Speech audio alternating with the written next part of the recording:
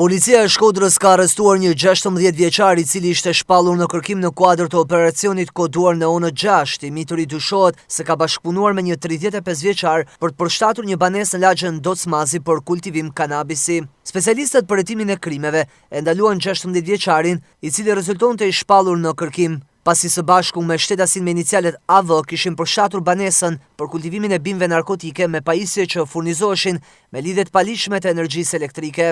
Policia po e vijon punën për kapjen e 35 vjeçarit, ndërsa gjatë këtij operacioni ajo zbuloi banesën, brenda të cilës sekuestroi si provë materiale 60 bimë të dyshuara kanabis, 57 pajisje të ndryshme elektrike që shërbenin për kultivimin e bimëve dhe 4 celular. Gjithashtu nga kontrolli në banesën e një 49 vjeçari ngjitur me këtë banesë ku kultivoheshin bimët narkotike, u gjet një pistolet sportive pneumatike pa numër, municion luftarak dhe një automjet që u sekuestruan si provë materiale.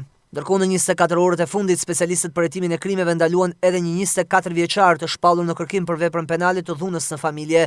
Materialet për këtë rast u referuan prokurorisë së Shkodrës për veprime të mëtejshme.